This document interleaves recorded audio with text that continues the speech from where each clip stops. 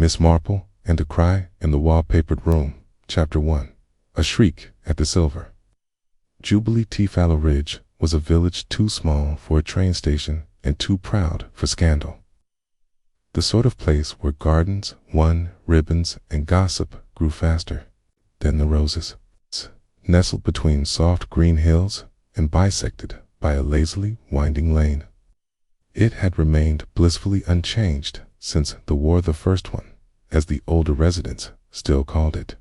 Time, it seemed, had grown sleepy here, lulled by the scent of honeysuckle and the clink of teacups on bone china. On this particular Thursday in June, the villagers were gathered on the lawn of the vicarage for the silver Jubilee tea. Tables, borrowed from the Women's Fellowship Hall, had been arranged in 2 neat rows, their legs slightly uneven on the grass. On them sat dishes of homemade cakes, triangles of cucumber sandwiches, pots of strawberry jam, and scones as dense as gossip. A breeze lifted the bunting that stretched from hedge to hedge, its crimson and navy flags fluttering like tongues. Mid-whisper, Miss Jane Marple, a fragile-looking woman in dove-gray lace, sat quietly at a table near the rose arch, knitting something soft and pale blue. Though her back was straight and her expression one of gentle distraction, her eyes flicked now and then toward the crowd with all the keen awareness of a hawk circling high above a field of rabbits. Her seat, chosen with the same precision she brought to her embroidery, gave her an unbroken view of the green, the vicarage porch, and most crucially, the windows of Caraway House. Caraway House stood across the lane, a Georgian relic, with ivy clawing up its pale stone walls and shutters painted a hopeful but peeling green. It at once belonged to the Caraway family gentry of sorts, though scandal had chipped away at the veneer years ago.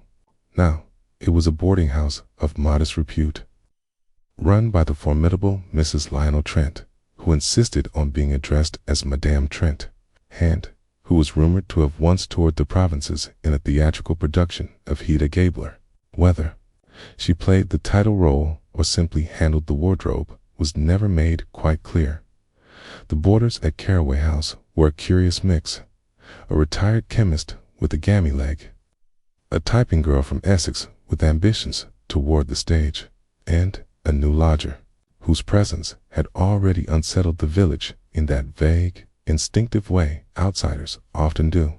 She was a woman of perhaps 40, with elegant Parisian shoes, sharp cheekbones, and an accent that drifted in place of applause if she had lived in too many cities to belong to any. Miss Marple had watched her for some days now, with quiet interest. The woman, she called herself Miss Rialofan, stood at the upstairs window of Caraway House, gazing across at the vicarage or down into the garden below.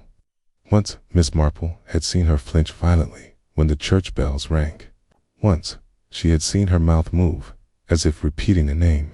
Now, the villagers sipped tea and complimented Mrs. Partridge's Victoria sponge in tones that implied fear more than sincerity. Miss Riel stood once again behind that window watching, observing. "She's foreign," said Mrs. Banbury, leaning close to Miss Marple with a conspiratorial sniff. "Always smells faintly of cloves. Wears silk to breakfast. What do you make of her?" Miss Marple smiled mildly. "Oh, I never rush to judgments, dear. People are so often more than they seem, and sometimes so very much less." The breeze stirred the tablecloth. Someone began to sing Land of Hope and Glory. Children shrieked with laughter as they chased a dog dressed in ribbons. Major Denby laughed a little too loudly at something Mrs. Ellison said, his belly jiggling under a waistcoat 2 sizes too small. Then it happened, at exactly 4:32 p.m. As the sun dipped behind a small cloud and the vicar refilled a plate with seed cake, a scream tore through the afternoon. It wasn't the sort of scream that emerged when one stepped on a child's toy or saw a mouse in the pantry. It was long and jagged, a sound that began in the gut and ended in a rattle of glass. Heads turned, conversations stopped. One child dropped an eclair. The scream had come from Caraway House. Seconds later, the brittle crash of breaking porcelain. Followed.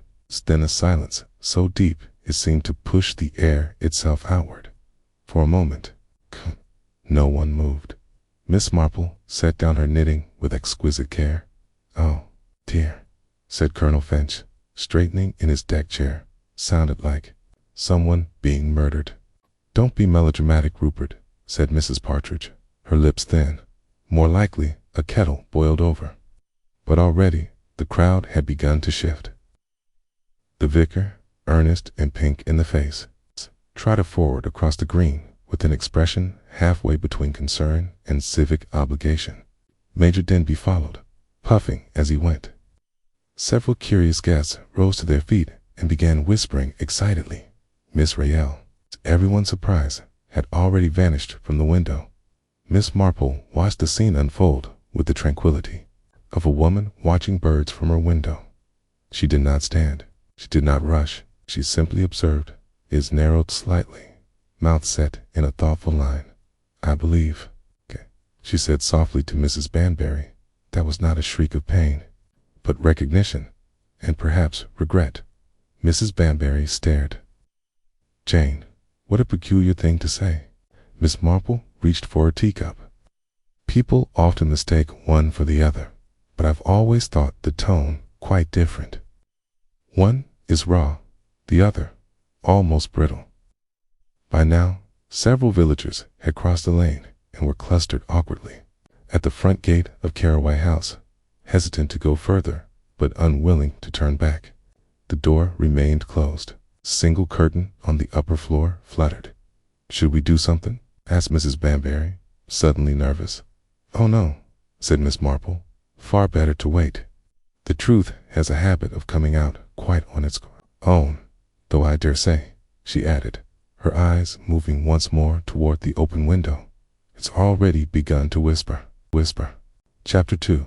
The door that shouldn't have been locked by the time Constable Rickett arrived a good 15 minutes after the scream had split the afternoon. A small crowd had gathered outside Caraway House, the green opposite. Moments earlier, a scene of jubilation and jam now stood half abandoned, with teacups left too cool and sponge cake softening under the sun. Constable Rickett was not a man known for urgency. With thick shoulders, a mustache like a fallen bird's nest, and an eternally puzzled brow, he approached the iron gate as if hoping someone else might take charge. Behind him trailed the vicar, Major Denby, and Mrs. Partridge, who had come armed with a folded apron, murmuring something about smelling salts. Miss Marple did not follow immediately. She remained seated for another 5 minutes, knitting, abandoned. In her lap, gaze fixed not on the house, but on the faces of those approaching it. Miss Raelle had not reappeared at the window. The curtain still fluttered. The silence that followed the scream had deepened into something uneasy, as if the house itself were holding its breath. Finally, with the grace of a woman half her age, Miss Marple rose and joined the others. Just as Constable Rickett raised his hand to knock on the front door, but the knock never landed. The door creaked open before his knuckles touched wood. Madame Trent stood there, her stout figure framed by the dark hallway behind her. Her usually impeccable hair was slightly disarrayed, and her face, rouged with some enthusiasm, was pale beneath the makeup. "Madame Trent," said the constable. There was a report of a noise. Some alarm, possibly. A ridiculous overreaction, she said briskly, voice clipped. "One of our guests was unwell. A nervous episode. Nothing more. It has already been handled." The vicar cleared his throat. "I do beg your pardon, Madame Trent, but it sounded rather more than nerves. A scream like that? We feared something serious." She stepped further into the light, blocking the doorway more completely. "Miss Raelle," she said, with a tight smile, was startled by a wasp. "She is not fond of insects. I dare say we have all known a lady or two with a tendency to dramatize." Behind her, the hallway remained dim.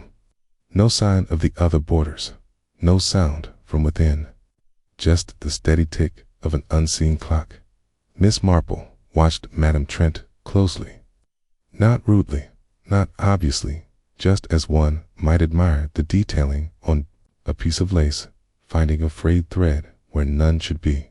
"Is Miss Raelle quite well now?" she asked gently. We were all a bit shaken, dear. "She is resting," said Madame Trent, still too quickly, "in her room. She would prefer not to be disturbed." Miss Marple tilted her head. "Stairs, is she?" "The room overlooking the vicarage." There was a slight pause. "Yes, of course," Madame Trent said, eyes darting for the first time. "She needs quiet." It was then that Miss Marple made her way up the garden path, not toward the front door, but slightly to the side. She bent as though to inspect the rose bushes Madame Trent's pride, and gently ran her fingers along the fence post below the open window. Mrs. Banbury, who had hovered near the gate, whispered nervously, "Jane, do come back. This isn't our affair." But Miss Marple only murmured, "Such lovely ivy. I've always thought a house speaks most through its climbing things. One sees where the secrets grow." Inside, Madame Trent had finally stepped aside, allowing Constable, Rickett, and the vicar into the hall. Miss Marple did not follow, nor did she try to peer in. Instead, she turned her attention back to the window above. The curtain had stopped moving. The glass now reflected only the clouds. From within came the sound of footsteps creaking up the stairs. Moments later, Rickett re-emerged. "No cause for alarm," he announced to the assembled crowd. "Miss Raelle's resting. Doctor has been sent for, just in case." There was a murmuring of polite relief, though no one quite met one another's eyes. "Odd business," muttered Major Denby. "Never heard a wasp make a woman scream like that." Madame Trent bristled. "Some people are of a nervous disposition. Surely we must have sympathy." Miss Marple, who had returned to the group, said softly, "Sympathy, yes, though I always find it curious when nerves don't tremble. Break." And, rather publicly, Mrs. Partridge shot her a look. "Really, Jane, must you sound so grim? It was likely nothing." Miss Marple smiled faintly, folding her hands. "Oh, but nothing is a very dangerous word, don't you think? One ought to be quite sure of it before saying so." The villagers began to drift back toward the green. The atmosphere had cooled. The tea turned cold. The Jubilee celebration, though not officially ended, had lost its flavor. Miss Marple watched as chairs were stacked, cloths shaken out, and the bunting began to sag a little in the breeze. She turned to the vicar. "Dear Reverend, you were in the house. Did you speak with the young woman?" He shook his head. "No." Madame Trent said she was behind a locked door. "We didn't intrude." Miss Marple's eyes narrowed almost imperceptibly. "Locked us from the inside, apparently. She said no more, only glanced back once at the house. The window where Miss Raelle had stood was now firmly shut, the fluttering curtain gone. A moment passed. Then she added, half to herself, "People often lock doors to keep danger out. But, now and then, they lock them to keep something in. Chapter 3. A visitor at dusk that evening. Fallow Ridge held its breath. The usual rituals of post-tea calmed a sweeping of crumbs, the reheating of leftover scones. The quiet murmur of the wireless took place under a slight shadow, an intangible unease that even the long summer light couldn't dispel. The scream from Caraway House still echoed in the air like an unresolved chord, too loud to forget, too quickly dismissed to understand at the vicarage. The Reverend Jennings tried to return to his sermon draft, but found his thoughts wandering. At Fern Cottage, Mrs. Banbury added an extra pinch of lavender to her evening tea. And in her neat sitting room on Church Lane, Miss Marple sat with a small lamp lit, her knitting untouched beside her. Instead, she stared thoughtfully at a framed photograph on her mantel, a studio portrait of her great-niece Judith as a child, dressed as a fairy at some long-ago fete. Outside, dusk was gathering. Fallow Ridge took on its softer colors. Pale blue shadows stretched across the hedges, and the last of the birdsong faded into silence. It was in this hush that a knock came at Miss Marple's front door to raps. No more. She opened it herself. There, standing beneath the honeysuckle arch, was a young man she had never seen before. Tall, slender, and slightly stooped at the shoulders. He wore a gray coat, too warm for the season, and carried a satchel slung diagonally across his body. His hair was neatly combed, but curling at the edges, and his expression was one of tension poorly masked by civility. "Miss Marple?" he asked. She gave a polite nod. "Yes, indeed. My name is Daniel Grove. I've just arrived. From London, I believe. Someone may have sent for me." Miss Marple studied him. "From London, you say? And may I ask where you are staying, Mr. Grove?" His eyes flicked toward Caraway House, just visible at the curve in the lane. "Madame Trent has let me a room. I arrived not an hour ago. The train was late. I didn't mean to call so late." But he paused, hesitant. "I was told you were someone to speak with, about things one isn't sure how to explain." Miss Marple stepped aside. "Please come in." He entered the sitting room with visible unease, his eyes darting toward the tidy mantel, the bookshelves, the lace doilies that covered every available surface. He sat where she indicated, on the edge of a floral chair, and gripped the brim of his hat with both hands. "I don't want to trouble you," he began. "I know it's probably nothing, just my nerves, but I thought, well, better to speak than stay silent, especially after this afternoon." Miss Marple offered him a cup of tea, which he accepted with a stiff nod, but did not drink. "You knew someone at Caraway House?" she asked gently. "Yes," he said. "I believe so. Or at least, I think I did." She waited. "I was raised in Brixton," he went on. "Mother died young. Father was rarely around. I had an older cousin, Clara Lister.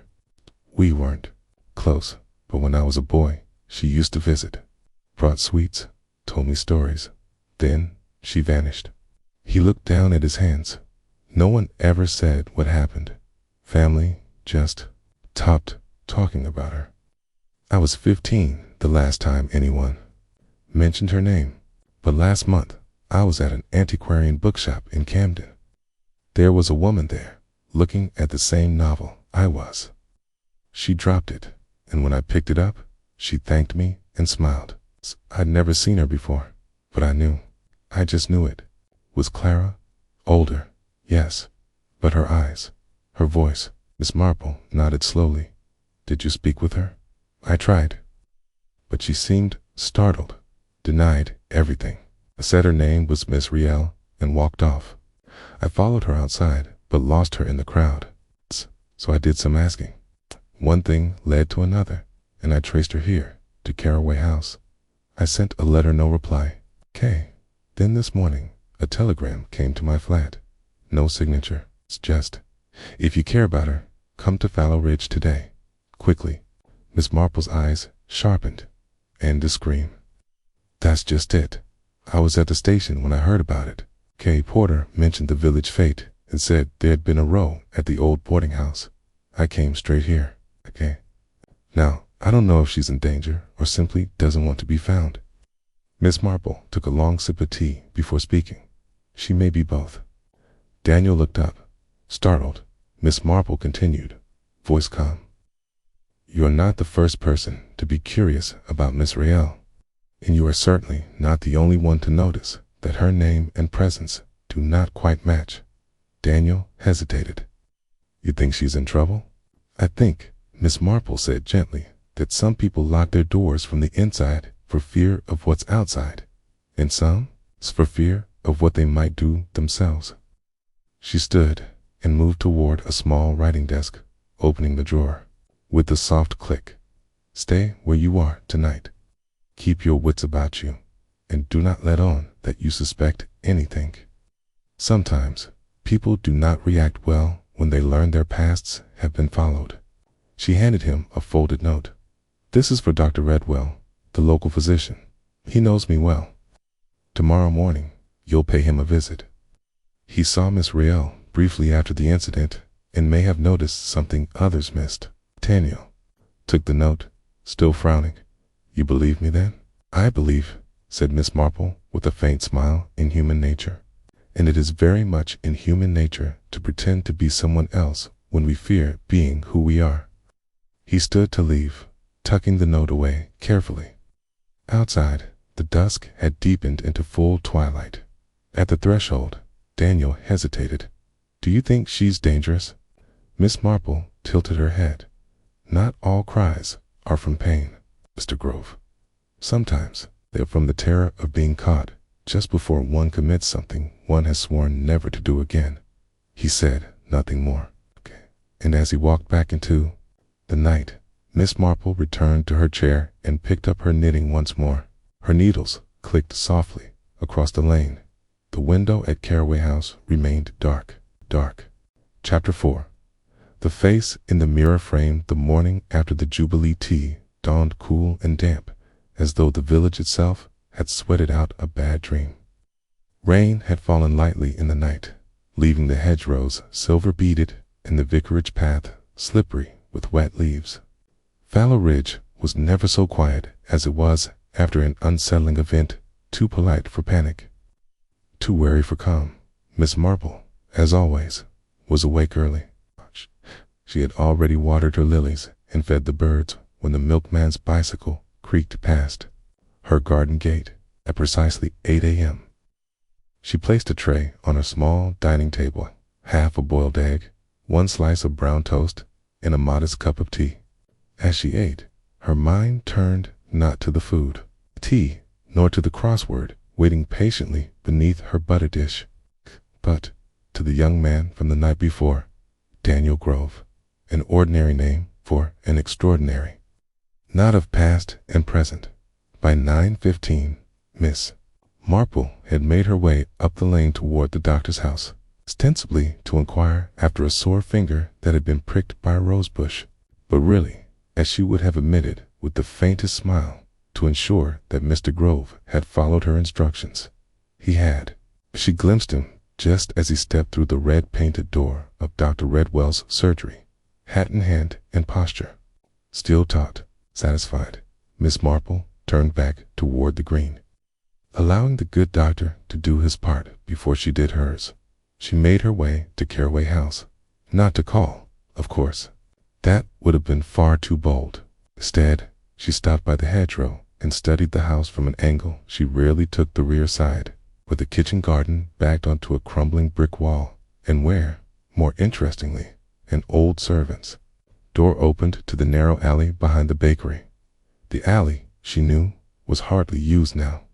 Only the postman ever walked it with regularity, and someone else, it seemed. A faint trail of shoe prints, still dark with last night's rain, led from the back gate of Caraway House, crossed the gravel, and vanished just behind the trellis, where the elderberry bushes grew. Miss Marple crouched delicately and touched the edge of one. The print was slender and deep-heeled, a woman's, likely. In recent, she straightened, eyes narrowing. Behind one upper window, a curtain moved, just once, and then nothing. Back in the drawing room of Caraway House, Miss Riel sat before her mirror. The morning light caught the edges of the brass frame, throwing slivers of reflection onto the wallpaper behind her. The pattern, an old-fashioned floral design in sage and maroon, was peeling slightly at one corner. The glass of the mirror itself was a little warped. It made her mouth look thinner, her eyes more hollow. She stared into it as if searching for someone she no longer recognized. The door behind her clicked. "I said I was not to be disturbed," she said without turning. Madame Trent entered regardless, arms folded tightly across her bodice. Her usual perfume, sharp blend of violet and something faintly chemical, hung heavy in the air. "My dear, you must pull yourself together," she said firmly. The doctor's report was vague, but you know what men are. Useless about the nervous system. Israel's hands, resting in her lap, tensed slightly. I don't want the doctor. I want to be left alone. Well, that's all very theatrical, but you've made rather a spectacle of yourself already, haven't you? Madame Trent sniffed. A scream that had the whole village buzzing. You've no idea the gossip it stirred, keeping out their windows like it's bloody East Lynne. Miss Riel looked at her reflection again. Her lips moved, but no sound emerged. Madame Trent crossed the room and placed a hand on her shoulder. If you are who you say you are, and if there's nothing to hide, then it's time you stopped acting like a tragic heroine. Pull the curtain. Have some tea. Tea? Do something normal. Israel flinched slightly under the hand. And if I'm not, she whispered. What? If I'm not who I say I am? Madame Trent froze. For a long moment, neither woman spoke. Then, the landlady's tone softened deceptively. My dear, she said, you've paid your rent. I don't care if your name is Rael or Red Riding Hood, but let's be clear. This house, my house, is not a place for drama. I have no wish to involve the police, or, she paused. A shadow passed behind her eyes, or anyone else. Miss Riel nodded slowly. Of course, go. But when Madame Trent left the room, shutting the door with a soft click, the younger woman let her composure break for just a moment. Her hand flew to the edge of the mirror. She turned it slightly to the side and behind it revealed a photograph tucked into the frame. A grainy black and white portrait. A girl, perhaps 15, with wide eyes and a ribbon in her hair, and standing beside her a man, tall, smiling faintly, with his hand resting too familiarly on the girl's shoulder. She stared at the image as if it might burn through the glass. Downstairs, Miss Marple had come around the front and was exchanging pleasantries with the baker's wife, who was sweeping her doorstep. Such a lovely morning after the rain, the old woman said, though that house gives me chills. It does. You know, Mrs. Trent has papered every room twice since she took over. Still can't seem to get the old smell out. Miss Marple raised an eyebrow. Smelt? Oh yes, sort of musty, like old perfume and damp secrets, if you ask me. She laughed nervously. I suppose it's just the wallpaper. Heard it was imported years back, from Italy or Spain or somewhere strange. Miss Marple smiled politely. Then her eyes drifted to the upper windows again. Curtains still drawn, shadows unmoving. But even from here, she could feel something shifting in the house. Not a presence, exactly more a pressure. Like an old attic full of mothballs and forgotten letters. Finally disturbed after decades of silence. Tell me, Miss Marple said gently, did anyone ever die in that house? The baker's wife blinked. Well, now you mention E.T. Yes, the girl must have been 15, 16 years ago, mind you. Drowned herself in the lake near Frampton Hollow, but she lived in that house with her uncle. Funny sort of man. Left the village right after. Miss Marple nodded. Thank you. That's most enlightening. And as she walked slowly back toward her cottage, her thoughts turned not to Daniel Grove or Madame Trent, but to the girl in the photograph. The one had mentioned until now. Chapter 5. The girl in the photograph, the next morning, brought with it a strange stillness. The air over Fallow Ridge felt heavy, as if the village itself were holding its breath, again waiting, perhaps, for someone to say aloud what others were already thinking. And yet, life moved on with practiced routine. Brooms swept porches, church bells tolled softly, and by mid-morning, Miss Marple could already hear the faint thrum of Mrs. Partridge's Hoover traveling from 3 houses away. But something had shifted. Miss Marple sat beside her open window with a fresh cup of tea and a folded newspaper.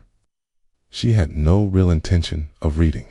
She had spent the night turning over the implications of what she had heard from the baker's wife, that a girl had once drowned herself, that she'd lived in Caraway House with an uncle who had disappeared soon after, And yet no one in the village had mentioned her name.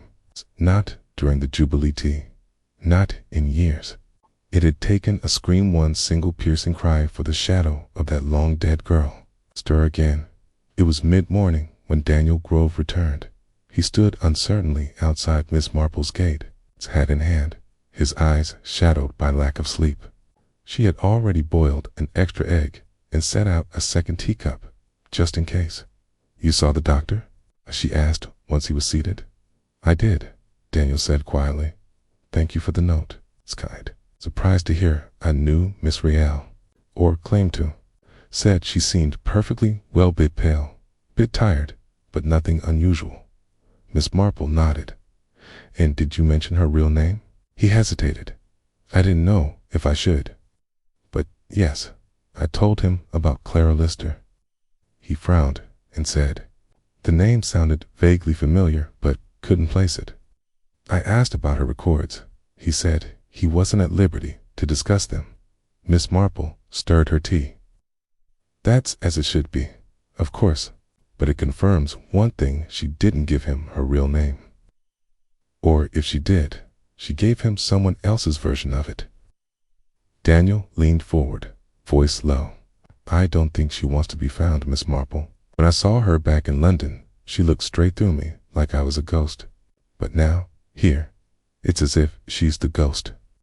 Miss Marple looked at him kindly. "The thing about ghosts is, they tend to linger only when something's unresolved. And I believe something most certainly is." Daniel pulled something from his satchel, a folded photograph. "I didn't show you this before. I brought it with me, just in case. I thought maybe it might help." He handed it to her. It was the same photograph Miss Riel had stared at in her room, the grainy portrait of the teenage girl and the man beside her, his hand resting too close to her shoulder. "Clara," Daniel said. "About 15, I think. That's her uncle, Harold Lister. She lived with him after her parents died." Miss Marple studied the photo with narrowed eyes. "Tell me, what became of him?" Daniel's expression darkened. "He vanished. One knew where he went. The official story was that he left to care for a sick aunt in Devon, but I remember Whisper's neighbors saying he drank too much. Dan Clara wasn't seen in school anymore near the end. Then she disappeared. The family hushed it all up. Okay, no police inquiry. Not that I ever heard. They said she ran away." Miss Marple gently set the photograph down. "And yet she ended up here, years later, under a false name, living in the very house where another girl, a girl who also lived with an uncle, was said to have died." Daniel stared at her. "You'd think that's not a coincidence." "In Fallow Ridge, Mr. Grove," said Miss Marple softly, "there are no coincidences, only things that were deliberately overlooked." She rose and crossed to her writing desk, again lifting a small notebook from beneath the blotter. Inside were names, dates, and scribbled thoughts that might have looked innocent to a stranger, but to her it was a map of sorts. And one detail now tugged at her mind: the wallpaper, imported, foreign, odd, smelling. It wasn't just decrotty, it was old. Older than anyone had remembered to mention. She tapped her pen lightly. "Miss Riel's room," she murmured. "The one with the wallpaper. The one with the mirror." Daniel looked up sharply. "She stared into it for hours. I remember, when we were children, at my aunt's house in Surrey. It frightened her." Miss Marple turned back slowly. "Then I wonder if it's not the wallpaper or the mirror she's afraid of, but what happened in front of them." A soft knock interrupted them. It was Mrs. Banbury, holding her gardening gloves and wearing an expression torn between curiosity and alarm. "Jane," she said breathlessly, "you'll never believe it. They found something on the wallpaper at Caraway House." Miss Marple blinked. "Found what?" "Another mirror," Mrs. Banbury whispered. "A hidden one, one that faces the bed." For a moment, silence fell. Then Miss Marple nodded, as if something had finally settled into place. "Then, I dare say, she said softly. We're no longer just chasing shadows. Someone in that house is being watched, always has been. Daniel stood. Do you think she knows? I think, said Miss Marple, that Miss Riel remembers far more than she's willing to admit. And if that photograph is what I believe it is, then the scream we heard was not only from memory, but from fear of what might return. She paused, eyes narrowing, because mirrors don't just reflect the present. Sometimes they hold the past in place until someone is brave enough to look again. Chapter 6. The Key Inside the Dressing Table Drawer. By late afternoon, the air had grown sultry again, and a dull heat settled over Fallow Ridge like a blanket no one could shake off. Thunderclouds loomed on the distant hills, but the storm refused to break, leaving the village caught in a kind of suspended breath at Caraway House. The tension was far more palpable than the weather. Madame Trent, unusually pale and tight-lipped, had been seen pacing the upstairs landing by the grocer's delivery boy, who swore he'd heard raised voices behind one of the locked doors. The other boarders, those still left, had begun making vague noises about finding new lodgings. The girl from Essex had already packed her trunk. No one wanted to admit it, but the scream from 2 days ago, the abrupt arrival of Daniel Grove, and now the discovery of the hidden mirror had unsettled the delicate balance that kept secrets safely sealed. Miss Marple, however, had made her decision. The time for passive observation had passed. It was time to nudge the mechanism forward. Shortly before 5, she walked across the green and knocked lightly on the front door of Caraway House. It was opened by Madame Trent herself, a powdered face startled into a smile that did not reach her eyes. Miss Marple, what a surprise. I thought a visit might be in order, Miss Marple said gently. Perhaps just a few minutes with your young guest, Miss Riel. I've brought some valerian drops, very good for the nerves. Madame Trent hesitated for a fraction too long. She's resting. I'm sure she is, Miss Marple replied pleasantly, already stepping forward with the quiet momentum of a woman who had never once been refused entry where she intended to go. Okay, it won't take but a moment. Poor dear must be terribly overwhelmed. Madame Trent gave a tight nod and gestured toward the staircase. She's in the rose room, first door on the left. Miss Marple climbed the stairs steadily, her gloved hand brushing the banister. She paused outside the rose room, knocked softly, and waited. There was no reply. She knocked again, then turned the handle and pushed the door open. The room was dimly lit by the last of the afternoon sun, filtered through lace curtains. The wallpaper was indeed rose-patterned delicate blooms twisting on thorny vines. But it was the dressing table that caught her eye first. The mirror had been turned to the wall. A shawl was draped over it. On the bed sat Miss Riel, hunched forward, hands clasped tightly in her lap. I'm sorry, she said in a low voice. I don't feel well. I know, Miss Marple said gently, setting down her small bottle of drops. But you must listen to me, dear. It's quite important. Miss Riel didn't move. I've spoken with a young man, Miss Marple went on. He remembers you as Clara Lister. A shiver ran visibly down the woman's spine. I don't know who that is, she whispered. Miss Marple sat in the chair beside the bed. No, because the girl in the photograph you've hidden behind the mirror. She looked very much like you. And your Uncle Harold Lister looked very much like the man who disappeared shortly after a girl drowned in Frampton Hollow. A girl no one dares speak about. Miss Riel flinched. Her hands clenched tighter. There was no drowning, she said suddenly. No body was ever found. I read the report myself. Ah, said Miss Marple. So you do remember.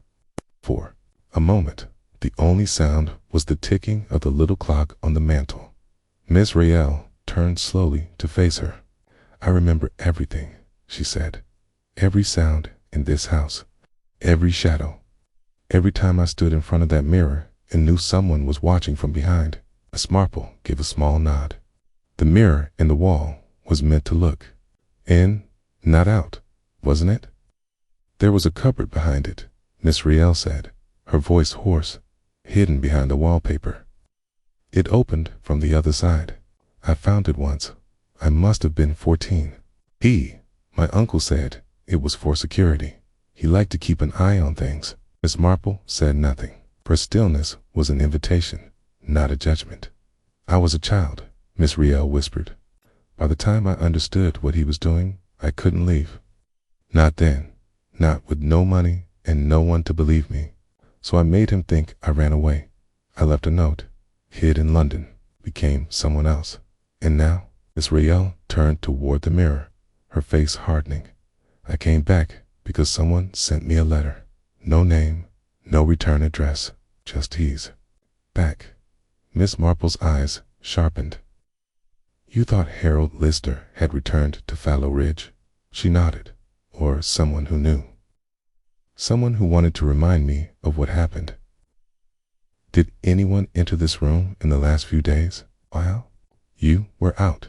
Miss Riel turned toward the dressing table. Yes, once. The drawer was half open when I returned yesterday evening. I hadn't touched it, but someone had. Miss Marple rose and moved to the table. She opened the drawer and began gently lifting through the contents. Hairbrush, scissors, a folded handkerchief, a tiny wooden box, and at the very back, a small brass key. She picked it up delicately. Do you know what this opens? Miss Riel shook her head. It wasn't there before. Miss Marple held the key in her palm for a long moment. Sometimes, she said, the things we need to remember have a way of returning to us at precisely the wrong moment. She slipped the key into her pocket. I'll find what it opens, she said quietly. I suspect when I do, we'll know who really brought you back to Fallow Ridge. As she stood to leave, Miss Riel whispered, if it's him, if he's really here. Miss Marple looked back. Then he's watching, she said, and he's counting on you being too frightened to remember. Don't give him the satisfaction. She closed the door behind her with a soft click, then descended the stairs in silence. Outside, thunder growled faintly on the horizon. The first drop of rain landed on the rosebush beside the porch, and in her gloved hand, Miss Marple held the little brass key tightly. Something was waiting to be unlocked. Chapter 7. The cupboard behind the wallpaper. The rain began in earnest that evening, drumming steadily against the tiled roofs and blurring the neat outlines of Fallow Ridge into soft, shifting grays. Smoke curled gently from chimneys, and most residents tucked in early with their slippers and novels, eager to let the unsettling business of the week fade into the background. But for Miss Marple, the night was far from restful. She sat by her fire, the brass key resting on a folded handkerchief atop the mantelpiece, catching the lamplight with a soft glint. It was delicate and old-fashioned bit of metalwork, likely meant for a lock that no one had used in years. Yet something about it prickled at the edges of her mind, as if she'd seen its like before. She had gone over the possibilities all afternoon. A lockbox, a drawer, but no, Miss Riel had said clearly the drawer had not contained the key the day before. That meant someone had placed it there, deliberately, which meant it wasn't merely a relic, it was bait, or a warning, or perhaps something else entirely. She rose from her armchair and crossed to her bookshelf. Tucked among volumes of Trollope and Ruskin was a slim brown ledger labeled Village Buildings, Misk. It had been given to her by the late Mr. Creswell, the town clerk, back in 1938 during the business of the barn fire behind the wheelwrights. Inside were sketches, notations, and even occasional floor plans of the older properties in Fallow Ridge. Turning to the page marked Caraway House, she found what she hoped for, a crude outline of the second floor, drawn sometime in 1902. There it was, the Rose Room, and behind it, boxed in by plaster walls, a curious rectangular shape, marked only with the abbreviation, Serve, Cupboard, a servant's cupboard. sealed up when the house was renovated in the 1920s, perhaps. But had it ever truly been removed? She glanced at the clock. Nearly 9. Late, but not too late. By the time she reached Caraway House, the rain had thinned to a fine mist. Madame Trent did not answer the door this time. Instead, it was the Essex girl Lestel who opened it, her eyes wide and slightly startled. "Oh, Miss Marple. I thought you'd be someone else." "I'm only myself, dear," Miss Marple said gently. "And if I'm not too great an intrusion, I should like a word with Miss Riel." Stell hesitated, glancing over her shoulder. "She's upstairs, but Madame Trent's gone out. Said she had an appointment in Frampton." "Then all the better," Miss Marple said, with a smile that did not invite refusal. Within moments, she stood once again in the rose room. Miss Riel had not moved from her chair near the fire. She looked paler than before, her eyes ringed with exhaustion. But when Miss Marple held up the brass key, something flickered behind them. "I think I know what it opens," the older woman said softly. "Or rather, where it belongs." She crossed to the wallpapered wall and studied the space between the dressing table and the corner where the molding curved. There a subtle seam beneath the pattern, barely visible, but perceptible once one. New to look, she pressed gently. Nothing then. She felt along the edge of the skirting board, her fingers brushing a tiny notch, no wider than a pencil's width. She inserted the key. It turned with a soft click. There was a faint groan of wood as the hidden panel opened inward, revealing a shallow cavity behind the wall. The air that came out was stale and dry, tinged with something musty and chemical, like old photographs kept too long in a damp attic. Miss Riel stood now, rigid, one hand clutching the back of the chair.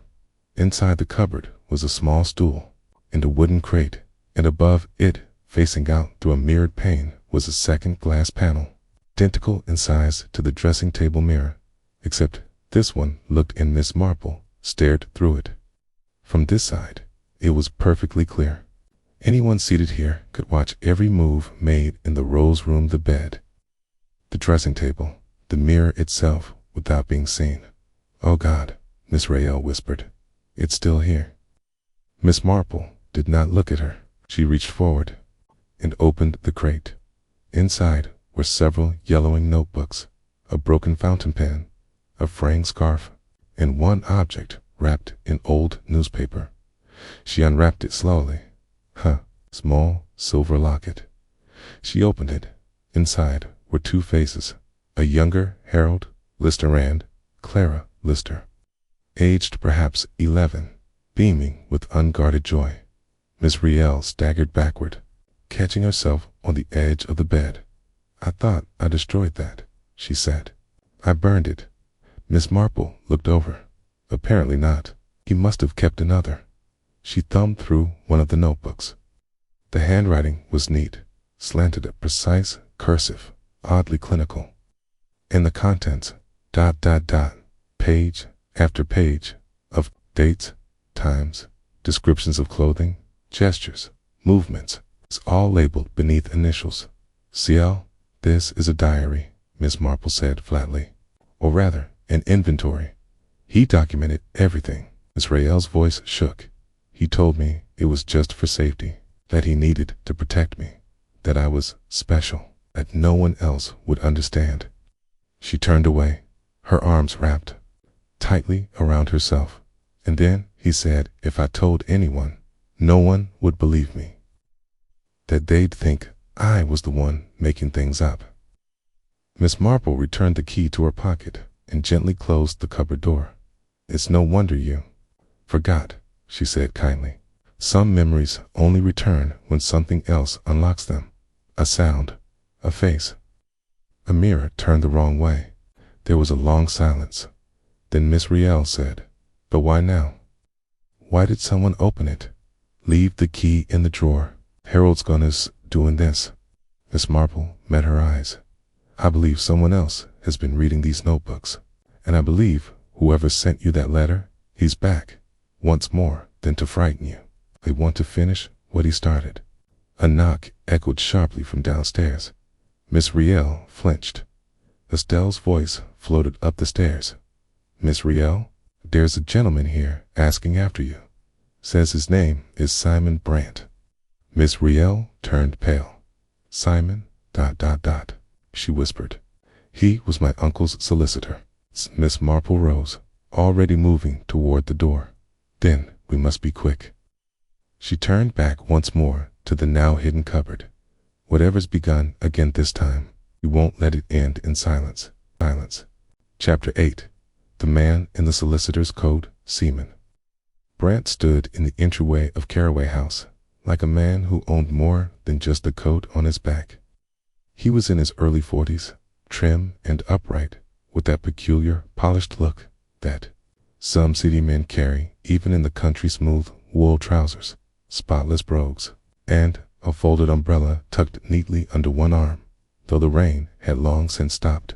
His hat remained perched on his head until Estelle, wide-eyed and clumsy, offered to take it. He handed it to her with a nod as if presenting a legal document. When Miss Marple descended the stairs, she noted instantly the careful construction of his appearance, the faint scent of bay rum aftershave, the manicured fingernails, and most telling of all, the practiced neutral expression he wore, like a mask of polite concern. "Miss Marple, I presume," he said, turning toward her. "I've been many things, Mr. Brant," she replied pleasantly, "but yes, today that will do nicely." He offered a smile that did not touch his eyes. "I have a word with Miss Riel. Should I say Miss Lister?" There was the briefest flicker of reaction in his voice. Not surprise, but something closer to confirmation. "She's resting," Miss Marple said coolly, "but I expect she'd appreciate knowing the name of the man who sent her a letter with no signature, inviting her back into a life she quite deliberately escaped." His composure faltered slightly. "I beg your pardon?" "No need to pretend," Miss Marple said, stepping down the last stair. "You didn't come to check on her well-being. You came to see if she remembered, okay? And more importantly, if she found anything." Simon Brant blinked, recovered, then chuckled softly. "Miss Marple, you are, I gather, the local guardian of morality." "No, dear, only its observer." Miss Riel now appeared at the top of the stairs. Her face was pale, but composed. One hand held the banister tightly. "Simon," she said quietly.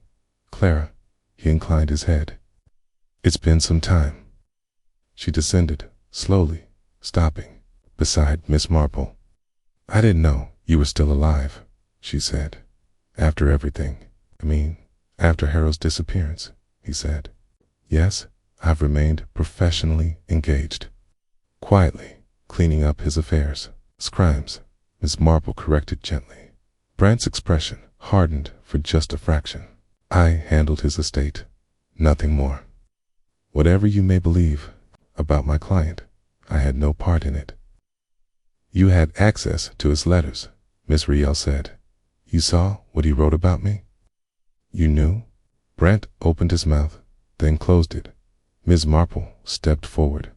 "It's a curious thing, Mr. Brant, but the mind does not forget being watched. Even as a child, Clara Miss Riel knew there was something unnatural in that house, but she was told to doubt it, to question her own instincts." "She had no evidence," Brant muttered. "No, but you did," Miss Marple said, "because you were given access to the cupboard after Harold disappeared. You must have discovered it when managing his effects." "I found nothing illegal," Brant replied stiffly. "You found the notebooks," Miss Marple said. "You found the locket. You found enough." Riel's voice cut through, sharp and brittle. "Why did you write to me? Why now?" Simon Brant hesitated. His hand tightened around the handle of his umbrella. "Because I thought someone else had found them," he said finally. "Someone who might use them. I didn't want to be involved, not again. But when I saw the news about the fate, I realized you were here, and I panicked. You panicked and sent me a letter with his back written in it. I didn't know who else might be watching, he said. There were rumors in London, someone asking questions about Harold, and about you. I thought it might be you, stirring it up, but then I realized you'd been lured back. That meant someone else had found the cupboard. I came to warn you. Miss Marple studied his face carefully. Or you came to retrieve the notebooks before. They landed in the wrong hands, she said softly.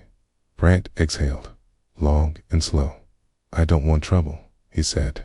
But you don't understand. Those diaries, they detailed everything, not just Clara's situation, others, names, clients. Harold kept records on people of means, men in public office. If those notes get out, Gabrielle said sharply. Let them. Brant turned toward her, urgent. Now, you don't understand. These people don't scare easily. They erase things. They bury them. If you make this public, you won't be the one in danger. Everyone else will. Miss Marple tilted her head. You speak as though it's already begun. There was a pause. Then he nodded. 3 nights ago, a man was found dead in Paddington, unnamed. No wallet, no prints. I knew him. It was one of Harold's former associates. He'd been asking around about Clara, about the cupboard, about Fallow Ridge. He stepped back, and now I've come here, yes, to see if you found it. Because if I could find you, someone else can.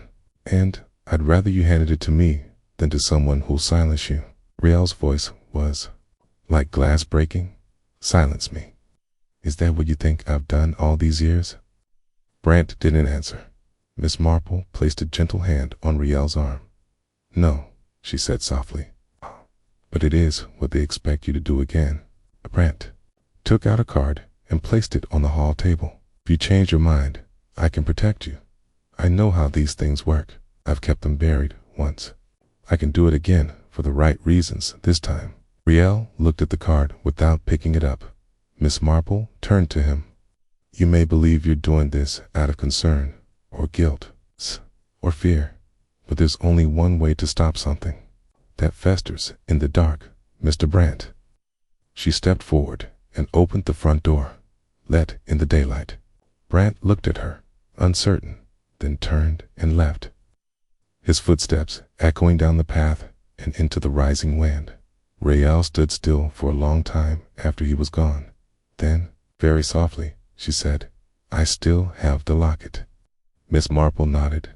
We'll need it. What for? Miss Marple looked toward the darkened upstairs hall. For the final visitor I suspect we're about to meet, she said. The one who's been in the house far longer than any of us realized. Chapter 9. The name written in dust the next morning. The rain had passed. 10. But the sky remained an oppressive canvas of low, bruised clouds. The streets of Fallow Ridge were wet and quiet, save for the occasional bicycle bell or the dull clatter of the postman's bag against his hip. Yet inside Caraway House, the stillness had settled in with unnatural weight, as though the walls themselves were listening now. Miss Marple arrived early, a basket of scones on her arm, the perfect excuse for a morning call. Estelle led her in with visible relief and whispered that Madame Trent had not yet returned from her trip to Frampton, though she had sent a telegram stating she would be home before luncheon. There was no mention of where she had stayed. Overnight, Miss Marple thanked her and climbed the stairs without pause. Miss Riel was already awake, standing by the window of the rose room, staring down at the path as though waiting for something or someone. He hasn't come back, she said, without turning. Simon Brant. I watched the lane all night. I suspect Mr. Brant has played his hand, Miss Marple replied. Someone else has not. She set the basket down gently. Have you looked through the notebooks? Riel nodded. Most of one. I couldn't finish. The things he wrote about me. Her voice caught. And about others. It's like reading a stranger's autopsy. Cold, deliberate. As if we were just case studies. Miss Marple gently lifted one of the tattered notebooks from the top of the bureau, flipping through the yellowed pages. The handwriting was precise, obsessive, almost like someone cataloging insects. But as she neared the final pages, a curious thing happened. The writing shifted. It grew uneven, faster, the entries less clinical, more emotional. She knows. I saw her looking into the glass again, the wrong way round. Can she see me back? The cupboard is no longer safe. I think the girl in the paper saw me too. Miss Marple frowned. These last entries, they're different, erratic. Riel approached, leaning over her shoulder. That handwriting isn't mine, and it's not Harold's either. No, Miss Marple agreed, which means someone else continued the notes. Someone who had access to the cupboard after your uncle left. She closed the book and stood. We need to see the other rooms in this house, not just yours.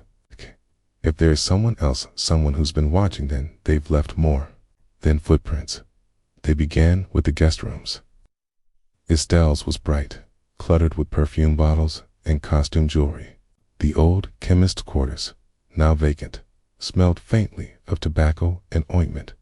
Nothing suspicious in either. Miss Marple paused. There was a narrow door, half covered by a threadbare curtain. It had no nameplate, just a plain brass knob and a shallow scratch at the base. Who stays here? Miss Marple asked. Riel shook her head. I've never seen anyone come out. Madame Trent says it's used for storage. Miss Marple turned the knob. Locked. She crouched and peered at the keyhole. A faint line of dust circled the frame, but the threshold itself was strangely clean, as though someone had stepped through it recently. She stood and examined the wall nearby. There, just beside the skirting board, was a smudge in the wallpaper. It looked insignificant, but Miss Marple leaned closer. Written in the dust, barely legible, was a name. Marianne. Riel gasped. That was the girl. The one who drowned. Marple nodded slowly. Indeed. But I think she didn't drown at all. Oh, or if she did, wasn't it Frampton Hollow? Riel looked at her. Then where? In this house, Miss Marple said. And I believe someone wants us to find her. They returned to the rose room. Miss Marple sat with a notebook on her lap, thinking. There's something else. Strange, she said. Madame Trent insists she bought this house after Harold left, that she renovated it. I checked yesterday. Caraway House hasn't changed owners officially in over 20 years. Riel frowned. But she's always claimed yes. And there's more. According to the record, the last owner listed was a woman named Marianne Lister. Riel went still. But that's not possible. Miss Marple tilted her head. Isn't it? She turned a page in the notebook and pointed to an entry scrawled in the margin. M. watches me now, not like the others. She listens. She knew something. Miss Marple said, your uncle's niece, Miss Ward.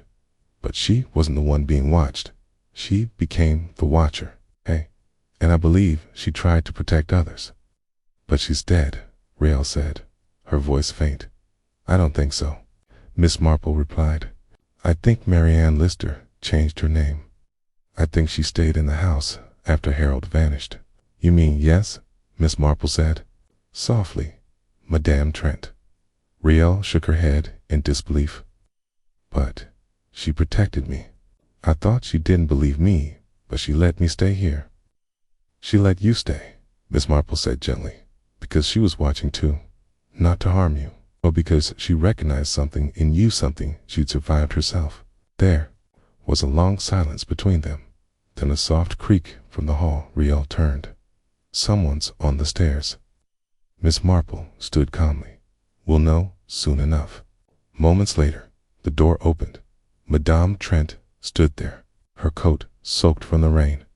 Her expression unreadable. Her eyes landed on the notebook in Miss Marple's hands. And for the first time since the beginning, her voice faltered. You opened the cupboard, she said. Miss Marple nodded. We found the name. Madame Trent closed the door behind her with a slow finality. I suppose, she said quietly, it was only a matter of time.